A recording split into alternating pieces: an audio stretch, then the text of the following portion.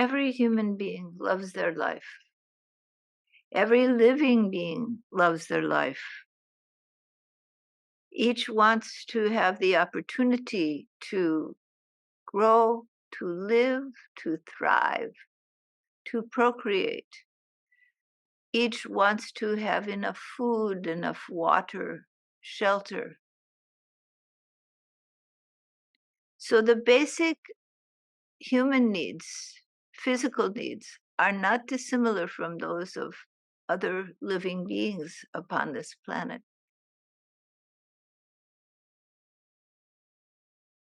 And it is the birthright of each one who comes to live on this planet to be provided that those basic necessities, food, shelter, water, sunlight,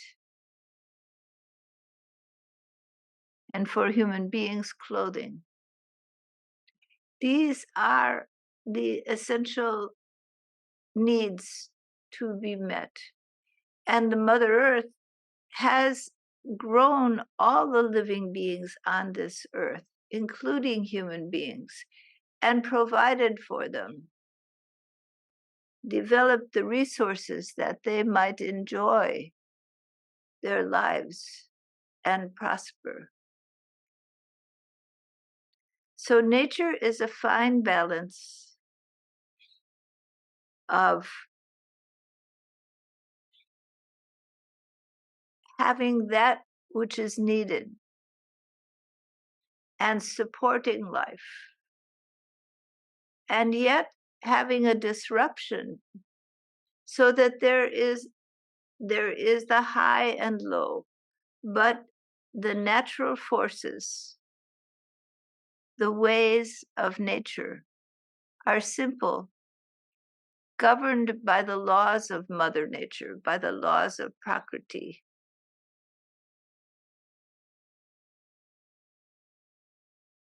The standards remain.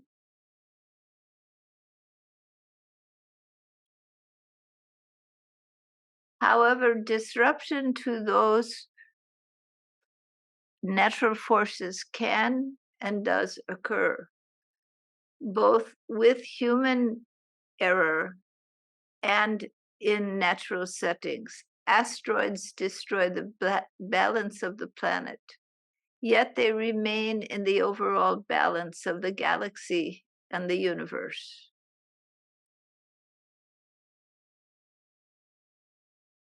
Cosmic forces of the sun flares, can destroy the balance of life on a planet. Yet it remains within the balance of the larger perspective of the galaxies or the universe. So all things have their time and operate in a process of synthesis and of chaos. So it is within human life that there are factors outside of the individual's control. As much as you try to make your life secure so that your primary and fundamental needs are met, and then your mental needs and your spiritual needs are met. As much as you try to make this the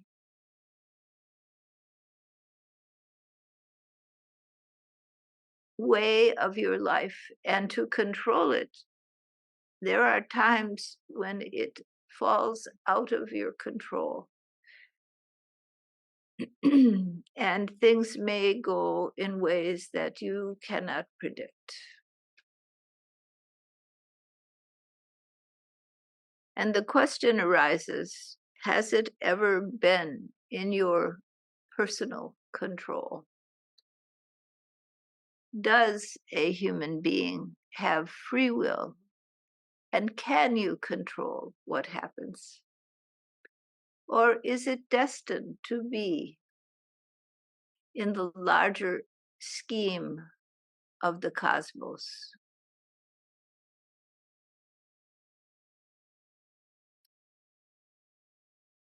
You are a part of an integrated web of life on this planet and beyond.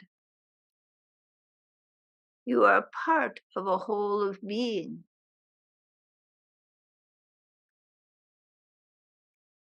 Just as the cell in your liver does not control your entire body, though it can impact your entire body if it is ill functioning, so an individual does not control the whole of circumstance, though they can impact it. And if the collective of those individuals, if all the cells in the liver should become degenerate, then there is a definite impact on the whole system, and even the whole system can be destroyed.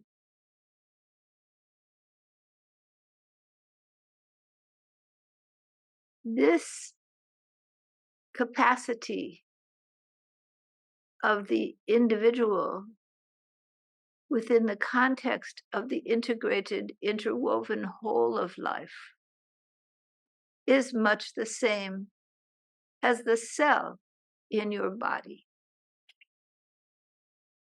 And the impact of a group that of people whose mental and psychic energies become destructive to life can also impact the body.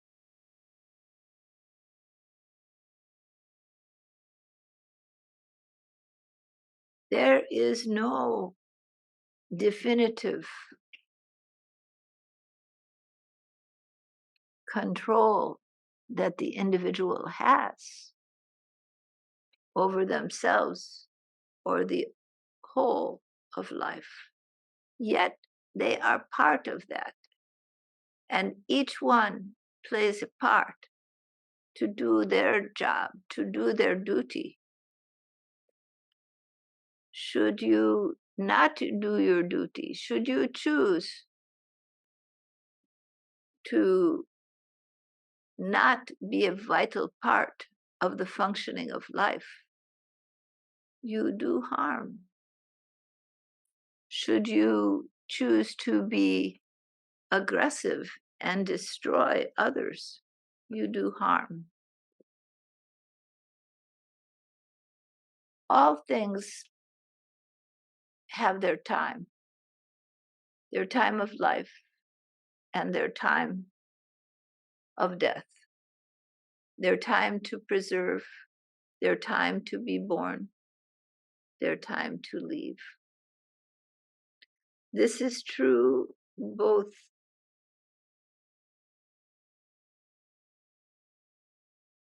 individually and collectively. Stars are born. They live for a time.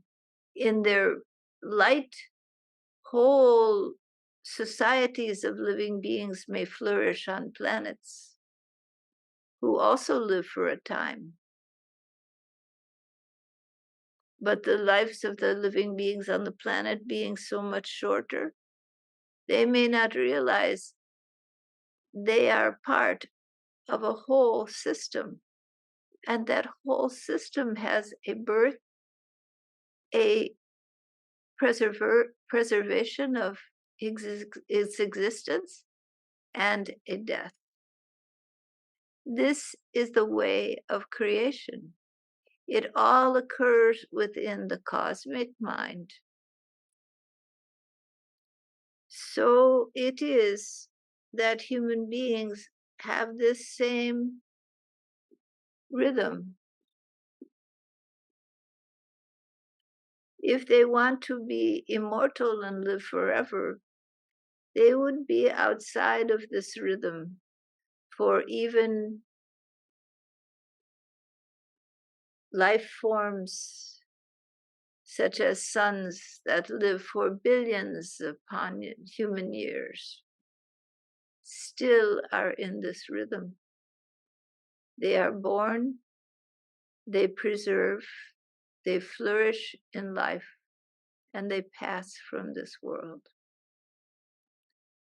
All things have their time in this manifest universe, because all things lie within the cosmic mind.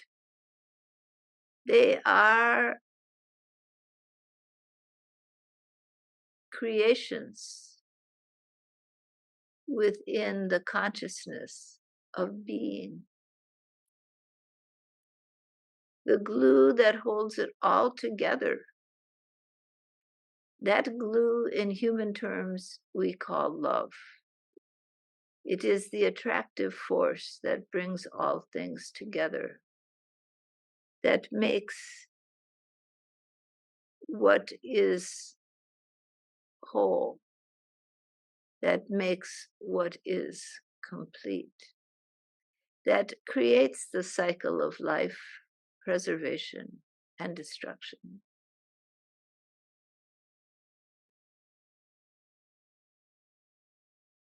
This created universe abides by certain laws, operative principles. Fundamental are the three gunas, rajas, sattva, and tamas. They are fundamental to this operative way of life. Human beings have the unique capacity to choose whether to move in harmony with the laws of nature, or whether to attempt to subvert them, convert them,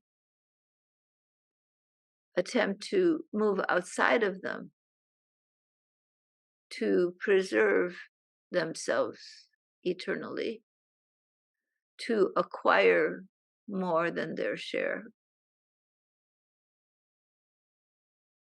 When the minds of human beings become imbalanced, they will want more and more, and they will feel as if it is never enough. This can happen individually, and it can happen collectively. When fear takes over the minds of a living being, the living being becomes aggressive to preserve their life. But when fear becomes irrational, that aggression can become a way of being, an attitude, an action in life that does not merely sustain, but is destructive.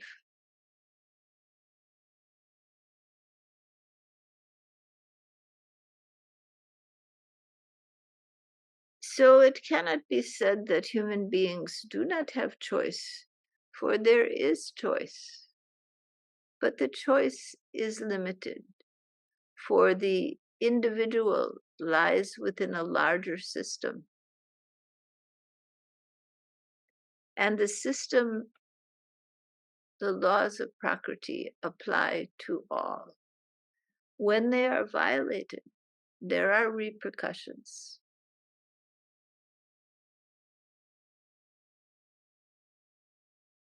This planet, Earth, is in a process of transformation.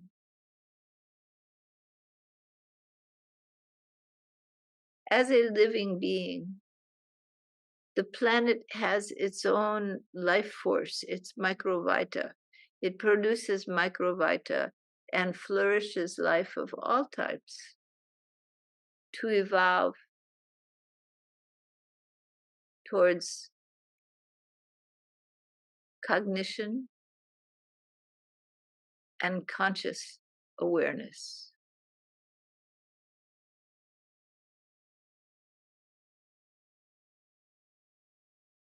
In that evolutionary process, in the pull of life towards the one, towards the whole, towards the Purushottama, the cosmic nucleus,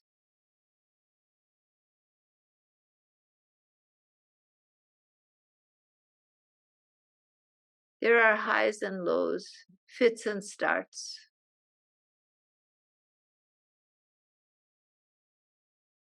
But this pull is exerting on every living being, knowingly or unknowingly. Human beings are fragile in many ways. They can be hurt physically. Their bodies really are not so strong. They are very vulnerable. They can be hurt mentally. The minds of people can be wounded, causing imbalanced reactions in the mind and in the actions taken.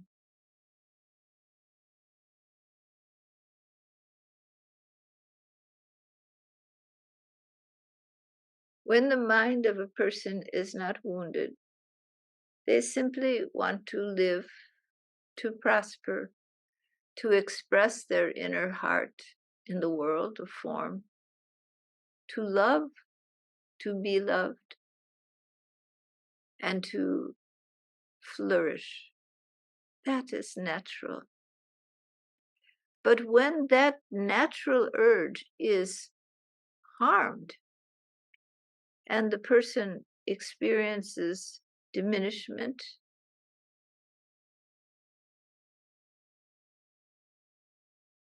fear and anger arise because there is a desire to complete this natural flow of prosperity, of joy, of love to the whole. And in that struggle, when thwarted, fear and anger abide in the mind of a human being. And out of those two emotions come a multitude of actions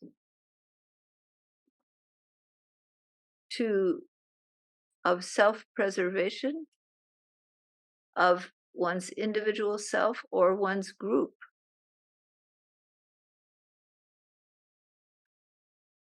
At the cost, often, of another. This is the natural result.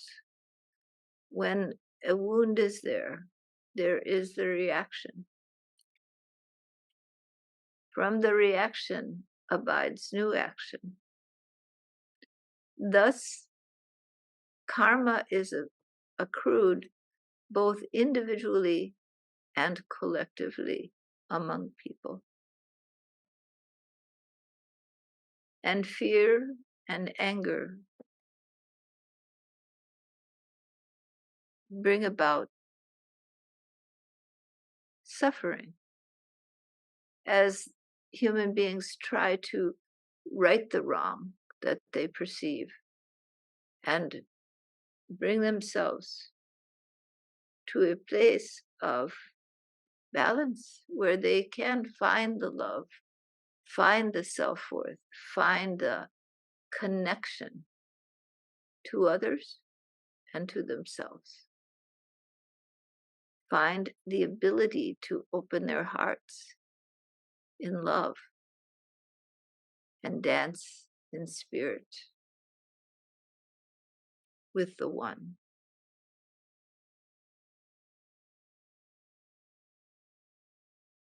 This is a time in the world when there is a great transition, an evolution of consciousness. Evolution does not come in a straightforward,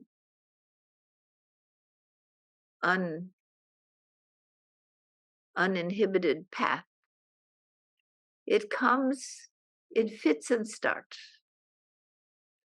because everyone wants to stay where they are. They don't want change. Change is frightening. And despite the fear and anger, there is a clinging to what has been, a fear that change will somehow make it worse. And so, as living beings evolve, as the crisis of the current situation, the destruction of the planet, the weather, the pollution,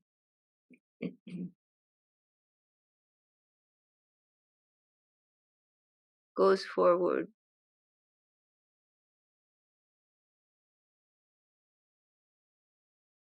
tension rises. And what happens to human beings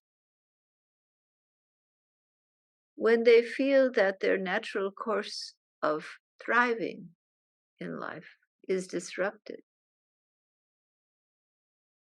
by not having the opportunity to fully express, to believe in themselves, to feel good about themselves, to be able to be all that they can be and grow and develop.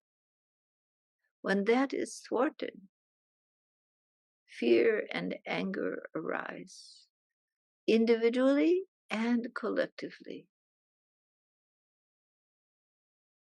And these lead to war,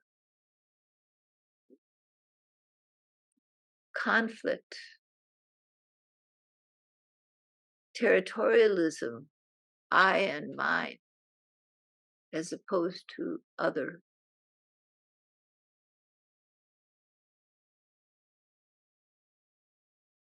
So in the tumultuous times, people's security goes down, their defenses go up, and their aggressive actions often follow. In such times, having great compassion for all those who suffer and doing what you can is important. But it is also important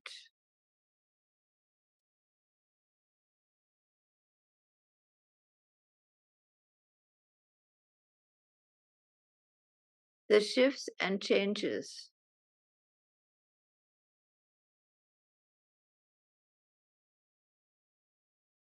of evolutionary transformation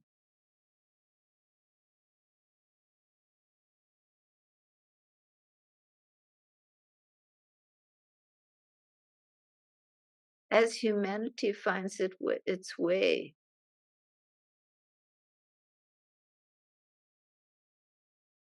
from the divisive groupism that has governed its evolution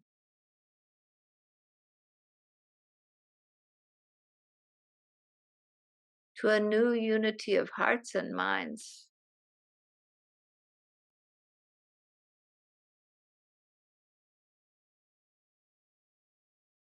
It is bound to encounter fear and resistance,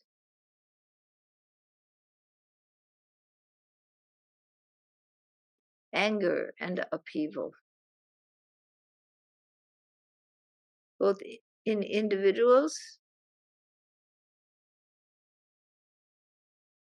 and in the collective of human society.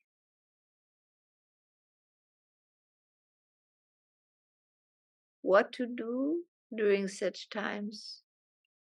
Remember the pure love of the infinite for all living beings, regardless of race, nationality, language, religion, the love of the infinite for all living beings. Remember that and keep it most prominent in your mind, governing your actions,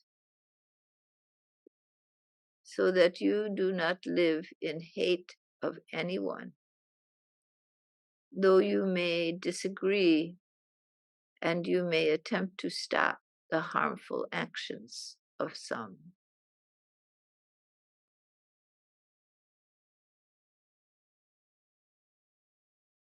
Remember this, and remember that these are times of change.